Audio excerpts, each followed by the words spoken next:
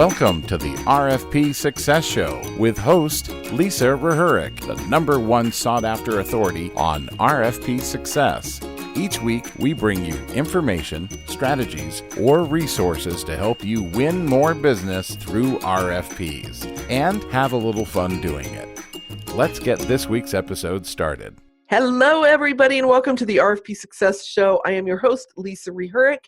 And as always, we are here to bring you information, strategies, or resources to help you win more business through RFPs.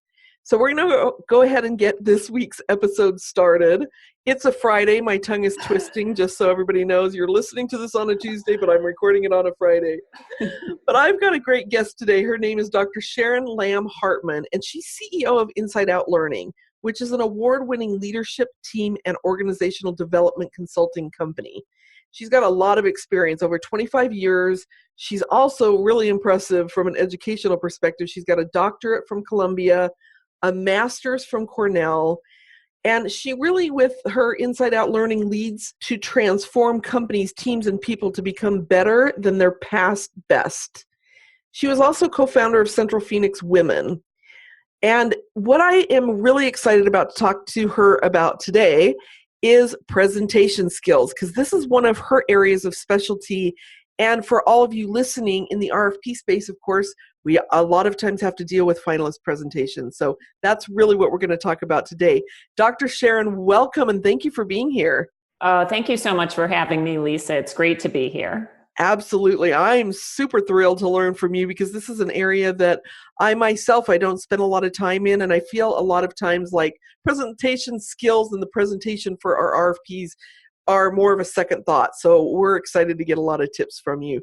So before we dig into some of the meaty questions, why don't you tell me a little bit more about, beyond the bio that I just read about you, tell me more about you and your company and what it is you guys do. Absolutely. You know, I was thinking about this and reflecting on it, and I realized it was actually on 9/11 that I received the name for my company. So wow. They say that whatever you were doing on the day that 9/11 happened, on September 11th, you actually touched your purpose that day. Interesting. And yeah, I read an article about that not too long ago, and I thought about what was I doing that day. And I was in my office, and all of a sudden, you know, and of course it's so emotional. All of us were in an emotional state. And all of a sudden I thought Inside Out Learning. And it was really about who we are on the inside. And if we can change on the inside, we can also change our outside. So that's when our outside changes. So if we believe in ourselves, or we're confident inside ourselves, then the world's going to report that back to us. So in our environment, other people are going to believe in us. Other people are going to see us as confident, but it starts inside out. So that's really the purpose of the company, is to help people become the leaders they were born to be. And to help people really be their authentic selves as a leader. And that's what we do, whether we're teaching executive presence or presentation skills. We also do a lot of team development and relationship repair work to help people clear up misunderstandings, as well as organizational culture change. And we're really lucky to have clients such as Boeing and Quest and Virgin and government agencies as well.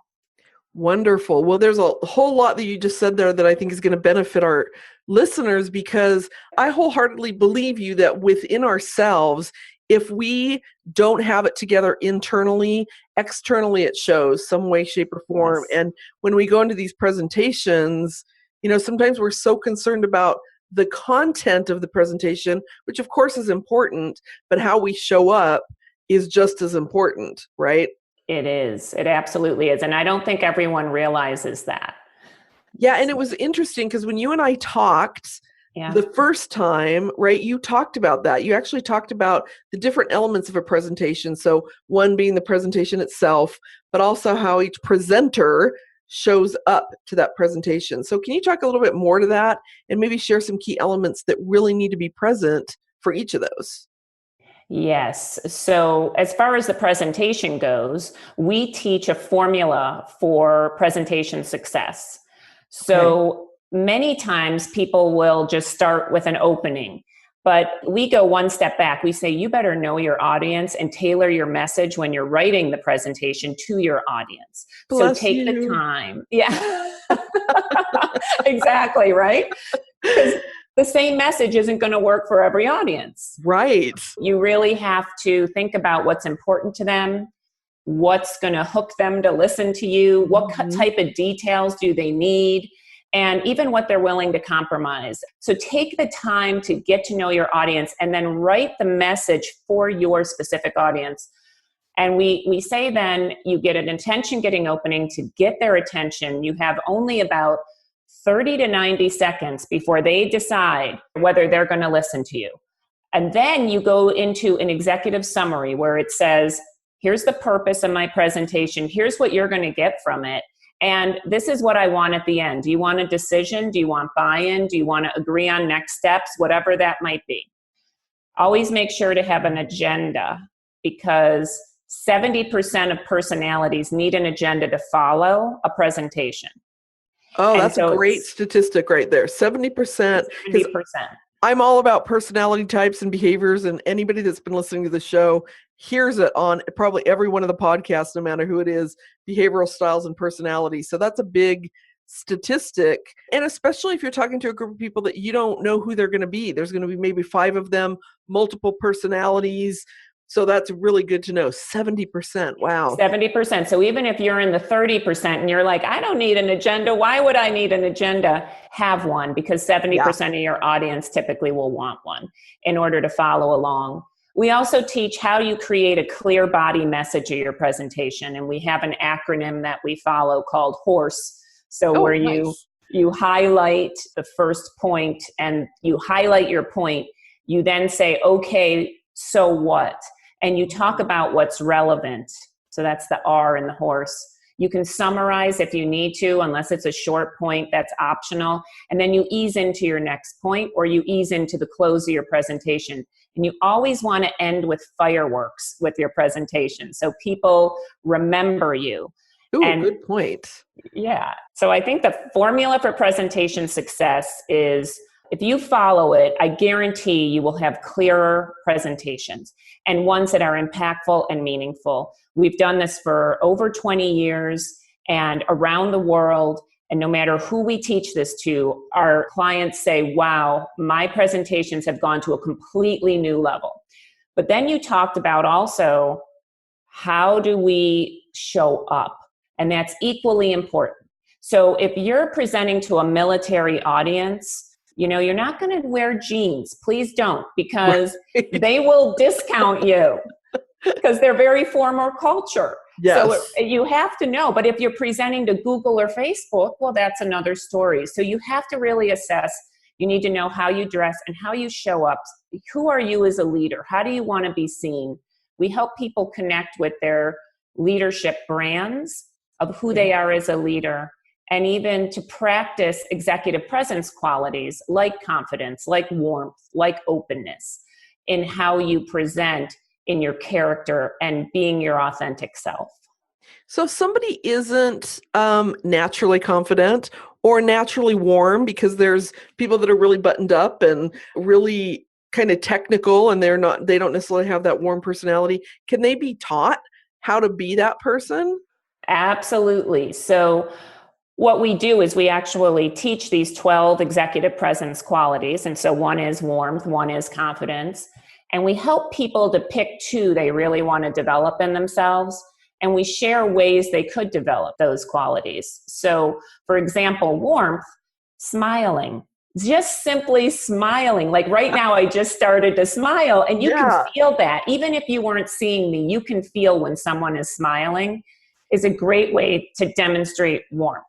And also acknowledging someone for a job well done or for their credentials is another way of exhibiting warmth. So we say, okay, how can you practice this quality? Write down a couple ways that you yourself could practice warmth, and then start doing it.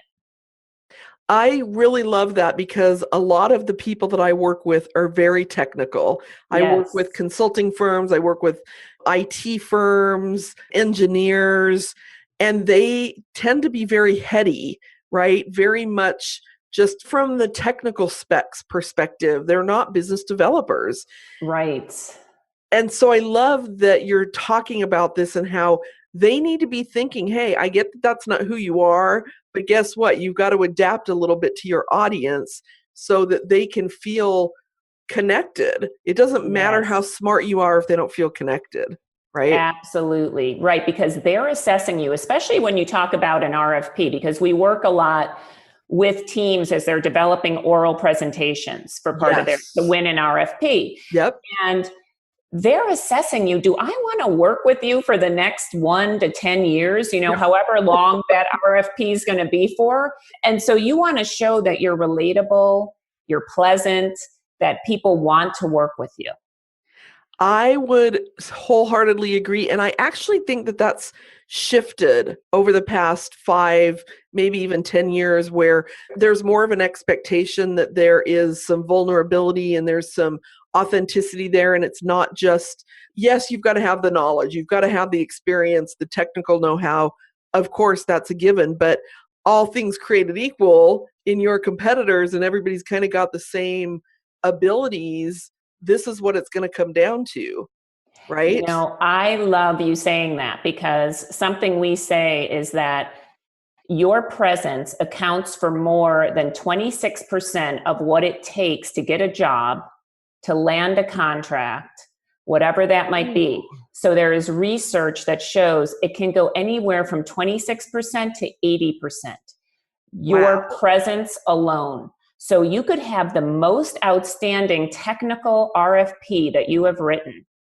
And if you show up to the oral presentation and you're dry and boring and you're not relatable, guess who's going to get the win? It's not going to be you. It's going to be the team that they think, wow, I want to work with them. They are engaging. They are meaningful. That just made me think of when we're hiring staff. Yes. And I think back to my corporate days when we're hiring staff, and still when I'm I help my company sometimes hire RFP team members. One of the things they say is like, we can teach them the technical side of things, but we can't teach them personality. We can't teach them how to fit into our culture. And it's the same thing, right? We're not hiring based on their technical, well, we are to some degree, but it's more important to hire based on those other things. And we do that in our employee hiring. So why wouldn't somebody else do that when hiring us to be a partner? Exactly. So, that's good stuff right Absolutely. there. Thank you.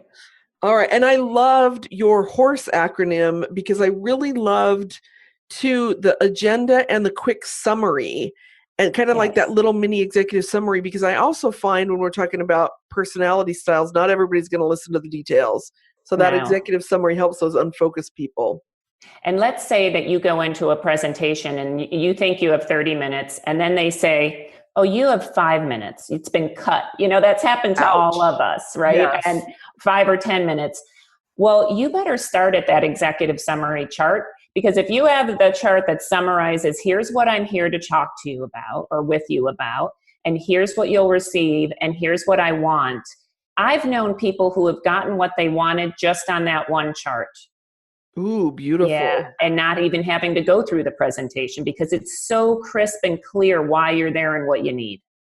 That is so good also, because again, like you said, I mean, I've known them to not necessarily shorten the presentation, but derail the presentation with questions. Yes. And you're like, wait, on slide number 9, I've got this really great point that I want to make. And you never get to slide 9. And so you're so stuck in that. You're so stuck in your head about that. But if you've got it on the executive summary, you've got it covered. Exactly. And don't feel bad if you can't get through all your charts, because those charts, you need to adapt to where the audience is and where they want to go.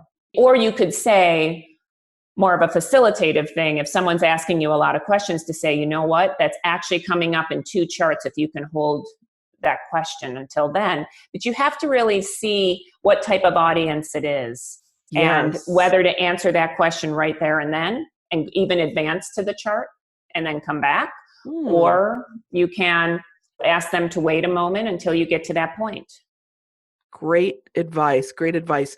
So let me ask you this. When you've got a team of people that are going into the live presentation, so, again, an RFP, a lot of times there's been, 10 key people that are involved in writing this RFP. We don't want to take 10 people to the oral presentation. Yeah. Who do you suggest being in that conversation, in that live presentation?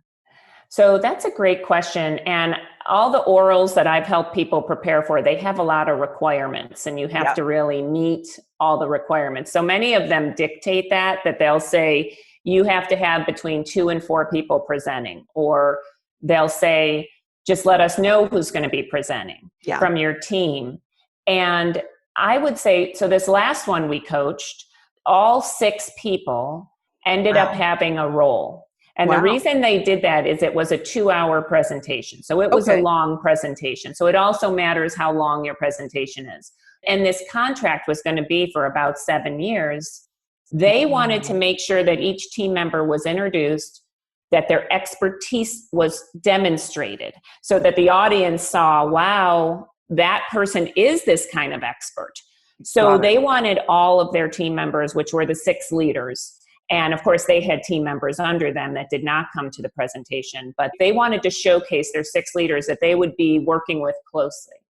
But I've also seen it where people have just had 2 people present, and they pick the people that are the most engaging presenters, and they introduce the other team members just briefly to show this is a team, whether they're in the room or whether it's a chart, a flip chart, whatever it is that they can write on, to say, these are our team members that we have, and these are their expertise, so that people can see, wow, in addition to these 2 people, they have a big team with great expertise.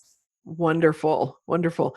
All right. So let me shift gears here a little bit, but what is the number one biggest mistake you see people make when it comes to oral presentations? So it's not knowing your audience, because I have seen people take a presentation from maybe that worked in one audience and try to do it in another and think they were going to get the same results, and it doesn't. You have to do research on your audience. If you don't know about your audience, do the research. Look online, call people who are in their inner circle. Just this week, Lisa, I almost made a huge mistake. So I was going on kind of a meet and greet to a new client, and I developed this big presentation. And I sent it to the woman who had invited me, who was a direct report of the senior VP I was about to meet with. Okay. And I said, here's the presentation that I'm going to use. And she emailed me back and she goes, Sharon, you cannot do this presentation. She said, she is not like that. She wants a conversation. Maybe pick 5 charts and go over those, and maybe your capability statement, but do not go through these 30 charts. And had I walked in there and tried to make this formal presentation, I would have lost this woman. I walked in there, I listened to her, I had a conversation with her, I watched her TED Talk before I walked in. Oh, nice. And in the meeting, she said, we're putting you in our training catalog. So that is an example of that. If you can know your audience and relate to them the way they want to be treated, not the way you think it should be, but the way they want to be treated. That is the number one thing you can do in a presentation. I love that. The other thing too, I think sometimes they, especially in the RFP world, is that they give us this prescribed format and we think we can't ask any questions. And at that point, to me, ask some questions to get to know who's going to be in the room a little bit more. Maybe they don't answer them, but don't shy away from asking, right? If we can't investigate. They normally have a period, right, that you can ask questions up to a certain date. Ask the questions. I totally agree with you. Find out who's going to be in the room. Sometimes they won't share everyone, but whatever you can find out, find out. And even if you can't find out the individuals who are going to be in the room, you know the company or you know the government agency. So do research on their culture and present to that kind of a culture. Beautiful, beautiful. All right, so we've talked about like the number one mistake. What are some other big no-nos, or do you have a story of some big no-nos that you've seen people almost do or do that just Yes. was a complete mismatch. Yes. So some big no-nos. You need to definitely show up to the room ahead of time, because a no-no that I've seen is people don't know the environment they're in, and they'll stand in front of the charts, or they'll stand in the light of the projector. Those two things are so distracting to your audience that they're looking at the light on your face, or they can't see the chart, so they're doing this, trying to see what the chart is. You need to show up ahead of time. You need to walk the room. You need to know where can you go in front of the light or not. And if you can't get in the room, because in an RFP, sometimes in an oral, you're not able to. Right. As soon as you get in that room, assess that. When that projector goes on, just, take your team members and go, we can walk up to here. We need to stand over to this side. I think the other no-nos that I've seen is body language. So people sometimes, their hands are like all over the place, or they'll stand with their hands like here, or right, in there. For the listener, she's got her hands crossed in front of her chest. Right. Or in front of the solar plexus, and like they're hugging themselves, but it's actually protecting your power center. I say that when you're not using your hands to emphasize a point, which you absolutely should, but don't do distracting hand movements. Then constantly constantly. Then put them at your side. Like I say, pretend you have two weights in you on your hands and they go to your side. That's your resting place for your hands. So anything you do that's distracting, empty the coins out of your pocket so that you're not standing there jiggling and making noise. Know what you do and be very careful of filler words. That's another thing. Saying, right, okay, whatever that might be for you, be very careful of saying too many filler words. It's distracting. So is my filler word. So that's my filler word. And it's interesting that hands down by your side is really uncomfortable if you're not used to it. It's very uncomfortable, but it also, for me, so I'm a speaker as well. I'm a speaker and a trainer. So, I've learned tricks of the trade, not by any means to say that I'm perfect, but some of those things are really uncomfortable. And I find that when I've got my hands to my side, it's super uncomfortable, but it also makes me stand up straighter and makes my posture better, which I think projects a more confident aura to the people that you're talking to. Right, because if you have your hand in front of your solar plexus, you're covering that confidence. You're covering your power center. So what I would say is, don't think you can't use your hands. Use them to make points, sometimes even having an open stance with open hands when you're making a point. But when you're not using them, let them rest at your side. Tell my listeners what the solar plexus is, just for anybody who does not know. Thank you. Yes, so it's right between your chest and your stomach. So that right on that, what is that? The diaphragm bone, right? Right under that diaphragm bone in the middle is your solar plexus. Okay, thank you. Thank you. Mm-hmm, thanks. All right, so how do you think somebody can really increase their influence through their presentation? Well, that's a great question. And I think that knowing the audience and speaking their language, so you know what's important to them, you know what details they need, you know what they're willing to compromise. Maybe they're willing to compromise cost for quality, whatever that might be, then you are more likely to influence them because you're speaking their language. Also, sharing personal stories is very engaging and meaningful. I mean, I see a lot of these tech guys, and when we start with them before they go through kind of our training and the coaching to get them to where we want them in terms of going in to make an impactful oral presentation, they are not telling personal stories. It's all head. And all head. And I think that what we try to do is we bring out their heart.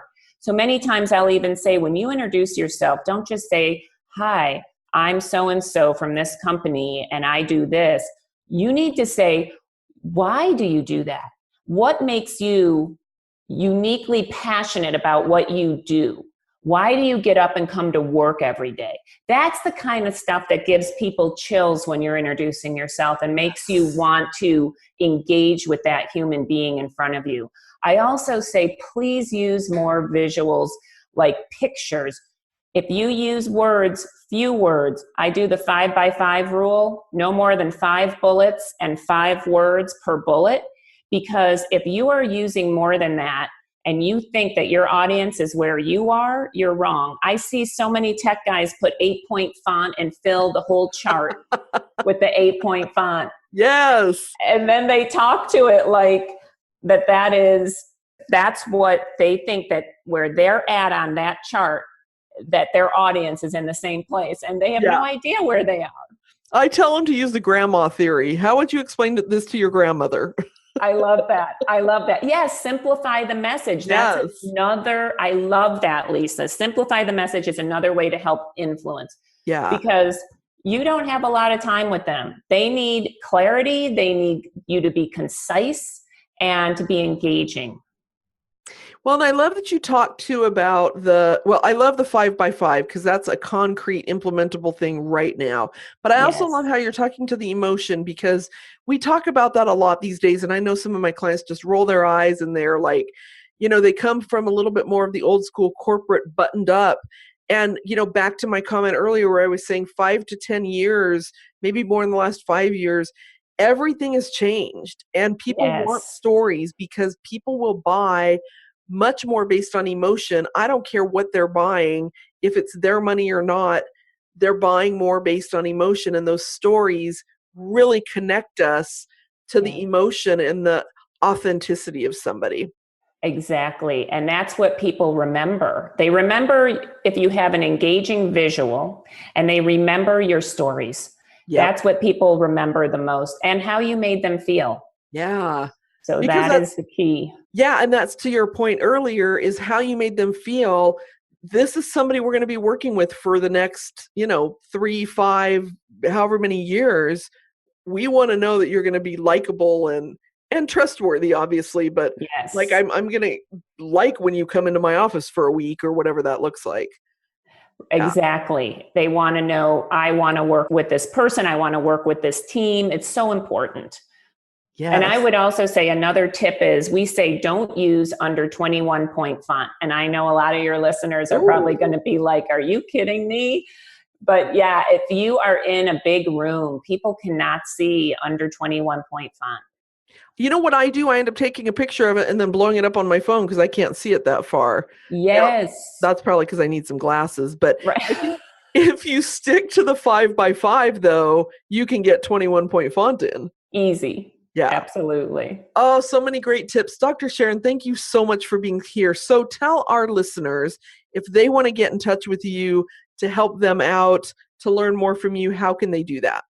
Oh, absolutely. Well, there's many different ways. First of all, you can go to LinkedIn and look up Inside Out Learning or Dr. Sharon Lamb Hartman, and you can connect with us and send us a LinkedIn message. We'll connect back to you. You can also email at Sharon, SHARON, at insideoutlearning.com. You can call my assistant, Samantha, at 480-822-9939. And we also are starting to form a real social media presence. So we have Facebook and Twitter as well. But you'll see that we don't have many followers yet. We've been so fortunate in our work that really all of our business has come from referrals.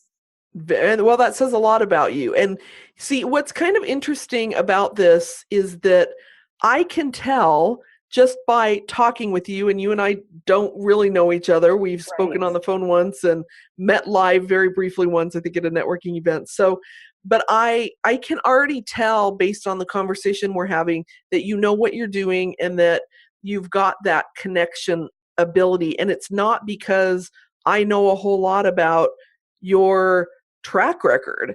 And I'm saying that for the listeners to say, hey, everybody, this is exactly how it's supposed to go. When you connect with somebody that is confident and they know their stuff and they can articulate it at a simple high level, you're going to build the trust. So take all of what Dr. Sharon has said and implement that in your world, because it's some great stuff. Also, all of the show notes are going to include all the links she just talked about. We'll have her social media links, the company info, email address, phone number, and all of that. So again, Dr. Sharon, thank you so much for being here. I greatly appreciate it. Oh, thank you, Lisa. And I feel the same way with you. You know how to connect. And I think what you do is so important. People need help writing these RFPs. So I'm so grateful to have found you and hope we can continue to collaborate. And I forgot to say, my book, The Authenticity Code, is going to be out probably within the next year. And that's going to talk about what we just talked about. So it talks about helping to really have your authentic presence and this formula to help you have exceptional presentations. Wonderful. Well, I can't wait. I'm a book junkie, so I can't wait for that to come Awesome. out. Thank you. All right. Thanks again. Bye, Thank everybody. you. Bye-bye. You have been listening to the RFP Success Show with RFP expert Lisa Reherik, author of the RFP Success Book. If you haven't subscribed to the podcast yet, make sure you click the subscribe button so you don't miss a show. And thanks for spending time with us today.